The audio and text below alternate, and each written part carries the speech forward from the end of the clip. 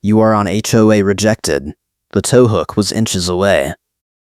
The tape measure snapped open with a crack like a whip, and Susan jabbed it toward the property line like she was about to measure me for a casket. You are 3 inches over the setback, she said, and I am issuing an emergency stop work order right now. I stood there in my driveway, navy visor pulled low against the August sun, a small bag of screws rattling in my pocket, and watched her eyes light up with the kind of joy people get when they catch you doing something wrong. The fine starts at $500, she continued, and it doubles every day you do not comply. I had been digging post holes for exactly 45 minutes. My contractor was still unloading the truck.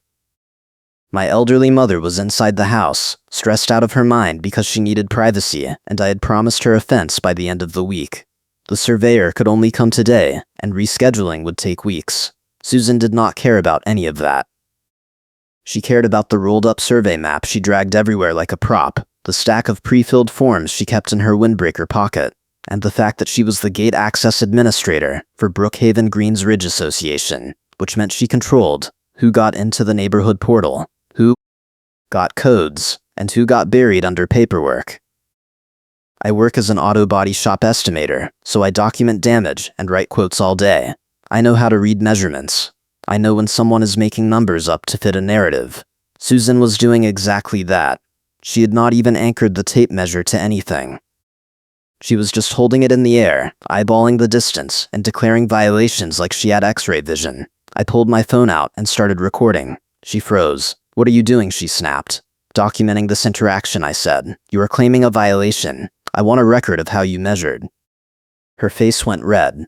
"The board will back me because they are afraid of me," she said, and turned on her heel. "Keep talking," she said over her shoulder. "I love adding notes." Then she walked back to her car, climbed in, and peeled out like she was fleeing a crime scene. I let her say my name loud, because later I wanted it on the recording. She had shouted it twice during the encounter, along with my address and a reference to some compliance action I had never heard of. That recording was going to be gold. But first, I needed to figure out what the hell she was talking about. I called my contractor over. He was a maintenance worker in a reflective vest, older guy, been doing fences in Portland for 20 years. He shook his head. "I have seen her before," he said. "She runs people off jobs all the time. Claims emergency violations, threatens to call code enforcement, makes contractors think they will lose their licenses. Half the time she is lying." I asked him if he wanted to keep working. He looked at the post holes, then at me, then at the house. "Your call," he said. "But if she comes back with the cops, I am gone. I do not need that heat." I told him to keep going. I had a plan forming, but it required moving fast. I called my friend Derek, who works at the courthouse and knows the filing process for disputes, liens, and restraining orders. He answered on the second ring. "What did you do?" he said. "Nothing," I said. "I am putting up a fence." "The HOA is losing their minds." He laughed. "Brookhaven Greens Ridge," he said. "Yeah, we see them here all the time. They file more bogus liens than any other HOA in the county. What do you need?" I told him about the stop work order, the tape measure stunt, and the emergency enforcement threat. He was quiet for a second. "Did she give you anything in writing?" he asked. "Not yet," I said, "but she said the fine starts today." He told me to go to the HOA portal and download every document I could find, especially anything showing the permit application timeline, the approval status, and any notices. I tried. The portal would not let me upload or download anything. Every time I clicked a file, I got an error message. I tried from my phone, my laptop, and my mother's tablet. Same result every time. That was the side complication I did not need. My HOA portal uploads mysteriously failed right when the deadline hit, and I could not prove I had submitted the permit request on time. I called the management company. The woman on the phone was polite but useless. "We are experiencing technical issues," she said. "Try again tomorrow." "I do not have until tomorrow," I said. "I have a stop work order and a fine that is doubling daily." She put me on hold. Muzak played for 6 minutes. When she came back, she said the issue was being escalated, but she could not give me a timeline. I hung up and called Derek again. "This smells like sabotage," he said. "If they are blocking your access and issuing fines at the same time, that is retaliation. Document everything." Save screenshots of the errors. Get timestamps. I did exactly that. By noon, I had screenshots, recordings, and a timeline. My contractor had finished 4 post holes and was mixing concrete when Susan came back. This time she was not alone. She had brought 2 other board members, both women, both carrying clipboards and wearing visors like they were a uniform. They marched up my driveway in a line. I stepped out to meet them. "This is an illegal work site," Susan announced. "You do not have a valid permit, and you are in violation of Section 12.4 of the Brookhaven Greens Ridge Covenants." I asked to see the covenant. She held up her rolled-up survey map like a sword. "It is all in here," she said. "You signed it when you bought the house." I pulled out my phone again and started recording. She did not flinch this time. She stared straight into the camera and said, "We are issuing a formal lien notice for $500, plus a $200 administrative fee, plus a $150 emergency enforcement surcharge. If you do not cease work immediately, the total will increase to $1,500 by end of business today." I asked her to put it in writing. She smiled. "It is already in the mail," she said. "Sent yesterday." That was when I knew she was lying. I had checked my mailbox that morning. Nothing. I had checked the tracking on every piece of certified mail sent to my address in the past month. Nothing from the HOA. I looked at the 2 board members flanking her. They would not make eye contact. One of them was holding a phone, filming me back. I realized this was a setup. They wanted me to lose my temper on camera so they could use it as evidence of hostility. I stayed calm. I asked for their names. Susan rattled them off like a drill sergeant. I wrote them down in my phone. Then I asked when the board had voted to authorize the lien. Susan blinked. "That is confidential," she said. "No, it is not," I said. "HOA meetings are required to follow open meeting rules under Maine law. If you voted to issue a lien, it has to be in the minutes. Show me the minutes." Her face went white. She tried to recover. "The board does not need to vote on enforcement actions," she said. "I have discretionary authority as gate access administrator." I smiled. "Show me the covenant section that grants you that authority," I said. She opened her mouth, closed it, then turned to the other 2 board members. They looked at each other. Nobody said anything. "That is what I thought," I said. "You are making this up as you go." Susan's voice went sharp. "Keep talking," she said. "I love adding notes." Then she turned and walked back toward the street, the other 2 following her like ducklings. My contractor was leaning against the truck, grinning. "You just made her day a lot worse," he said. "Good," I said. "Now let us finish this fence before she comes back with a SWAT team." We worked through the afternoon. My mother came out once to bring me water. She looked exhausted. The stress was making everything harder for her, and I could see it in her eyes. I promised her we would have the fence up by tomorrow. She nodded and went back inside. The sun beat down, humidity climbing, and I could feel the heat shimmer rising off the asphalt in the driveway every time I turned around. By 4 in the afternoon, we had all the posts set and the first panel up. It looked good. Straight, level, exactly on the property line according to the survey stakes I had placed that morning. The surveyor had come at 8, done his work, and left me with a clean map showing the boundary. I had taken photos of everything. Susan could measure all she wanted. The numbers would prove I was right. That was when the police showed up. A cruiser rolled into the cul-de-sac, lights off, and parked at the curb. The officer got out, a young guy, maybe late 20s, and walked up the driveway. I wiped concrete dust off my hands and met him halfway. "Afternoon," he said. "I am responding to a complaint about unpermitted construction." I told him I had a permit application pending, and a surveyor had confirmed the property line that morning. He nodded. "Can I see the survey?" he asked.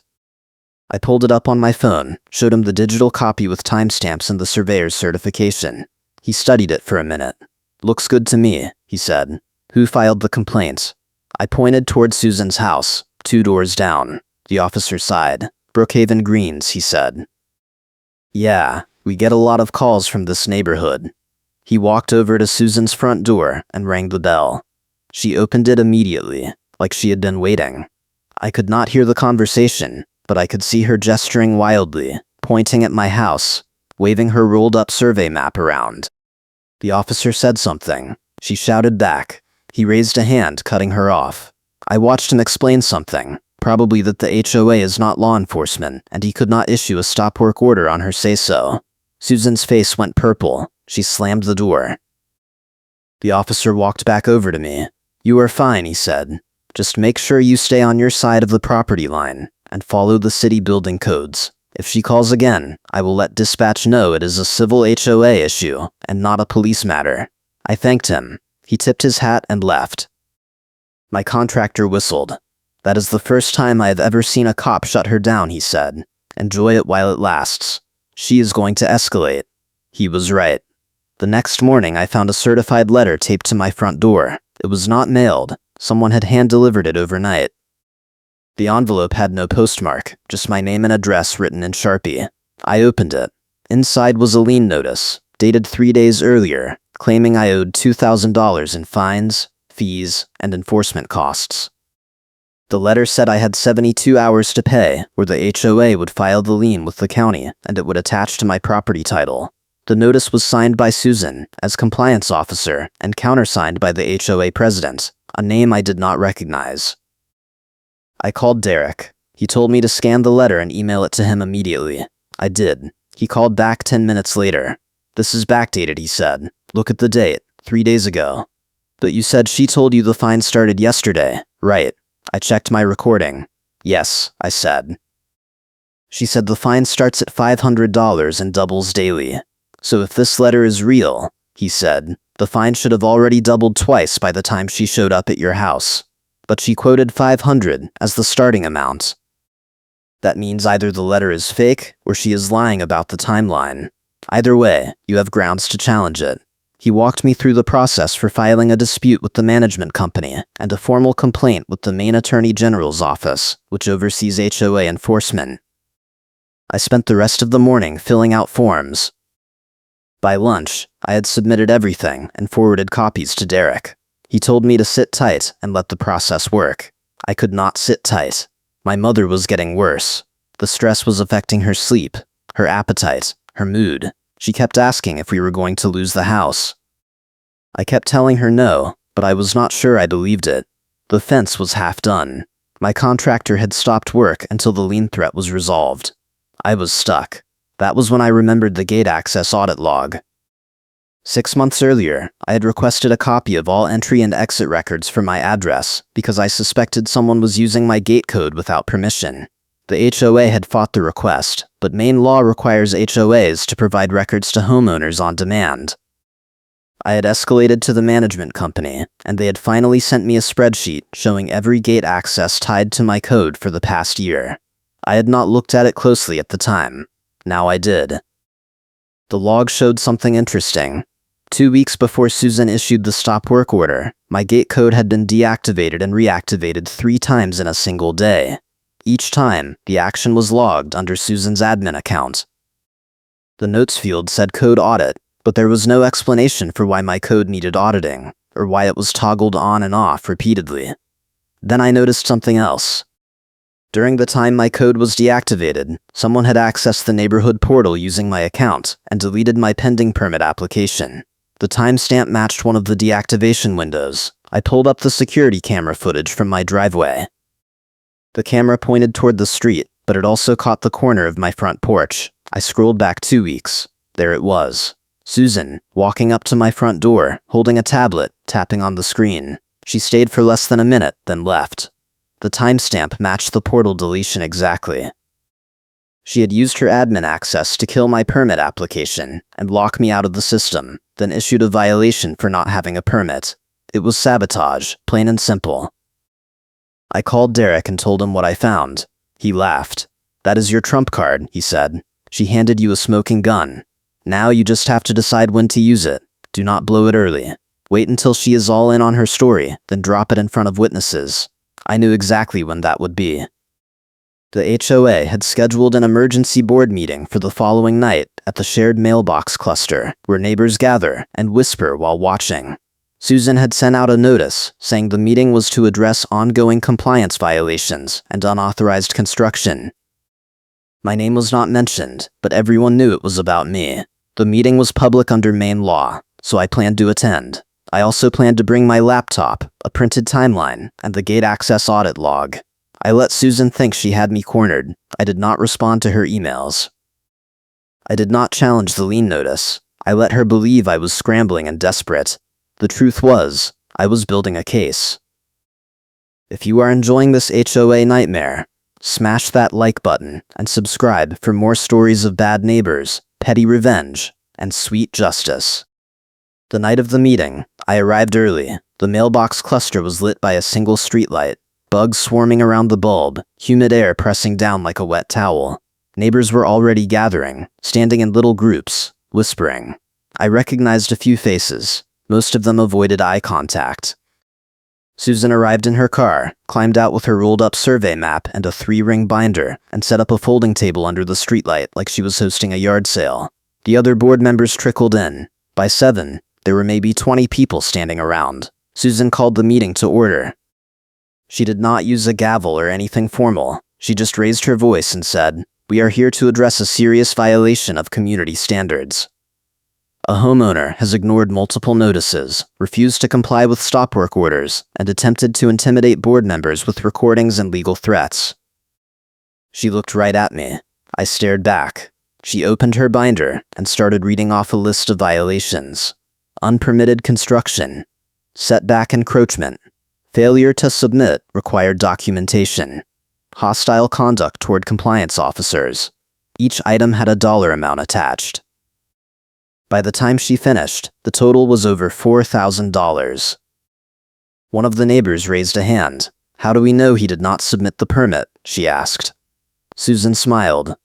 "Because the portal shows no application on file," she said. I checked personally. I let her finish. Then I raised my hand. Susan ignored me. I raised it higher. She sighed. "Yes," she said. "I would like to respond," I said. She waved a hand. "Go ahead." I pulled out my laptop, opened it, and turned the screen toward the crowd. "This is the gate access audit log for my address," I said. "It shows that 2 weeks ago, my gate code was deactivated 3 times in one day by the gate access administrator. During one of those deactivation windows, someone logged into the HOA portal using my credentials and deleted my pending permit application. I have security camera footage showing the administrator at my front door at the exact timestamp of the deletion." I played the clip. The crowd went silent. "You can see her here," I said, holding a tablet and accessing the system. "She used her admin privileges to sabotage my application, then issued a violation for not having a permit. That is fraud." Susan's face went from red to white in about 3 seconds. "That is not what happened," she said. "Then what did happen?" I asked. "Explain why my code was toggled 3 times and my application was deleted while you were standing on my porch." She opened her mouth, closed it, opened it again. "I was conducting a routine audit," she said. "Your code had been flagged for suspicious activity. I asked who flagged it. She did not answer. I asked what the suspicious activity was. She did not answer. I turned to the crowd. She cannot answer. I said because there was no suspicious activity. She targeted me because I questioned her authority. She blocked my access, deleted my permit, and then fined me for not having the permit she deleted. That is retaliation, and it is illegal under Maine HOA law." One of the other board members stood up. "If this is true," she said, "we need to investigate." Susan cut her off. "It is not true," she snapped. "He is twisting the facts. The board will back me because they are afraid of me." The room went dead silent. Someone in the back laughed. Susan realized what she had just said. Her face went red again. "I did not mean it like that," she said. But nobody was listening anymore. The other board member was already pulling out her phone, probably texting the management company. A neighbor in the front row said, "I heard her say that exact thing last month when she threatened to fine me over my mailbox." Another neighbor chimed in. "She told me the board would back her no matter what." The murmurs spread. Susan tried to regain control.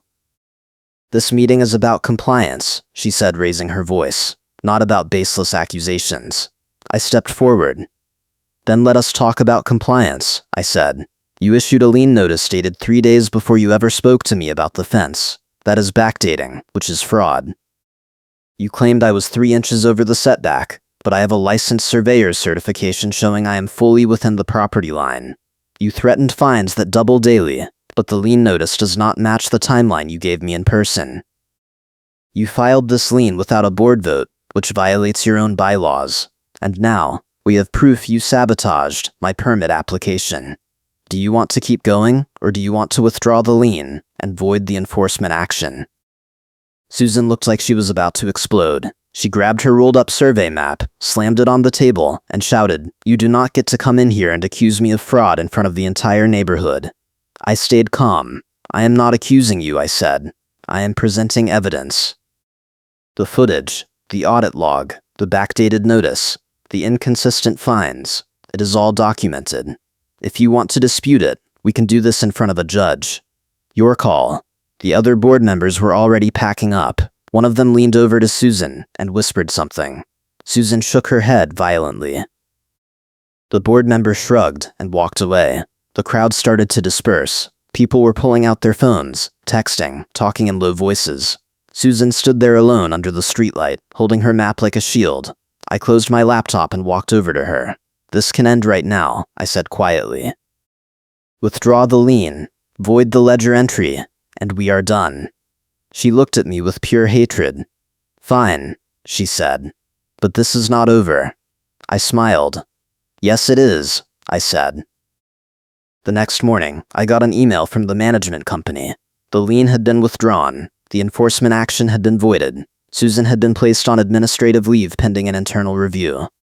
The email also included an apology and a promise to fix the portal access issues within 24 hours. I forwarded it to Derek. He called me an hour later, laughing. "You broke her," he said. "That does not happen often. Enjoy it." I did not feel like celebrating yet. I still had a fence to finish. My contractor came back that afternoon. We worked through the weekend, and by Sunday evening, the fence was done. Solid cedar panels, 6 feet tall, perfectly aligned with the property line. Gates installed with a latch and padlock dangling from a chain. My mother stood in the backyard, looking at it, and cried. "Thank you," she said. I told her it was nothing. But it was not nothing. It was proof that you could fight back and win if you had evidence and you did not let them bully you into silence. 2 weeks later, I got a notice that the HOA board had scheduled a special meeting to vote on new fence policy guidelines. I attended. Susan was not there. The new policy required the HOA to provide clear proof of any violation before issuing fines, established a neutral appeal process, and set strict timelines for permit approvals. It also included a provision prohibiting board members from using admin access to delete or alter homeowner records. The policy passed unanimously. During the public comment period, I stood up and read a statute citation into the minutes that shut down any future attempts to retaliate against homeowners who challenged enforcement actions. Maine Revised Statutes Title 33, Section 1603-111, I said. It is illegal for an HOA to penalize a homeowner for exercising their rights under state law, including the right to request records, attend meetings, and dispute fines. Any violation of this statute is subject to civil penalties and attorney fees. The room was silent. The board president nodded. "Noted," she said. "Thank you." A month after that, Susan resigned from the board. The official reason was personal commitments, but everyone knew the truth. The management company had found evidence of multiple policy violations during their review, including unauthorized access to homeowner accounts, backdated notices, and intimidation tactics. She was banned from holding any HOA position for 5 years. I heard through the neighborhood grapevine that she tried to challenge the ban, but the board shut her down. "Keep talking," one of the board members reportedly said. I love adding notes. The irony was not lost on anyone. I also filed a small claims case to recover the money I had spent on legal consults, the surveyor, and the contractor delays caused by the stop work threat. The HOA settled before the hearing. They paid my fees in full and issued a formal apology letter. The letter included a commitment to adopt a clear fence policy with a neutral appeal process and proof standards, which they did.